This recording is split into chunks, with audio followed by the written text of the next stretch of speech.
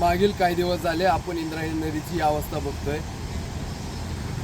मागचे अनेक महिने वर्ष झाली अनेक आंदोलनं होत आहेत, अनेक प्रकारच्या सामाजिक क्षेत्रातील नागरिक याचा विरोध करतात। प्रशासन कुठेतरी या गोष्टीकडे दुर्लक्ष करतंय का?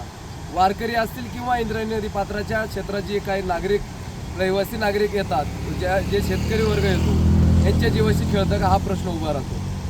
फक्त मागच्या काही काळात प्रशासन असेल किंवा प्रशासकीय अधिकारी असेल किंवा सरकार असेल की ते एकच गोष्ट सांगतोय की आम्ही इंद्रायणी नदीवर काम करतोय, विकास आराखडा तयार करतोय, राज्य सरकारने मंजुरी दिली आहे, केंद्र सरकारकडे पाठवलं आहे, कुठेतरी या गोष्टी थांबल्या आहेत, चालू आहे।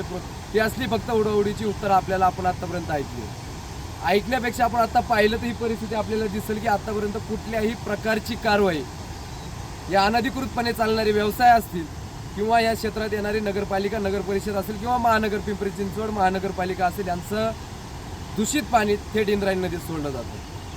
अनेक मागच्या काळात बघतोय आपण की टेंडर काढली जातात की जलपर्णी काढण्यासाठी, इंद्रायणी नदी स्वच्छ करण्यासाठी अनेक कसल्या प्रकारच्या कार्यक्रम नगरपालिका असेल किंवा प्रशासनाकडून घेण्यात येतात। पण हेच जर पैसा, हेच जर टेंडर आपण जलपर्णी काढण्यासाठी किंवा इतर कामासाठी वापरत असेल, हे जर टेंडर बंद करून आपण जर STP प्लॅन असेल किंवा ह्या गोष्टी का घडतात ही कारणं शोधण्यात जर खर्च केला तर नक्कीच आमच्या वारकरी संप्रदायातील नागरिकांना किंवा वारकऱ्यांना याचा न्याय भेटेल। आणि फक्त धार्मिक मुद्दे घेऊन राजकारण करण्यापेक्षा ते धार्मिक क्षेत्र असतील किंवा त्या धार्मिक गोष्टी महत्त्व असणाऱ्या ग्रंथात महत्त्व असणाऱ्या गोष्टी आपण खरंच सुरक्षित ठेवतोय का हा विचार आपण केला पाहिजे। माझं प्रशासनाला विनंती आहे की येत्या 2 दिवसावर आषाढी वारी येऊन ठेपलेली आहे।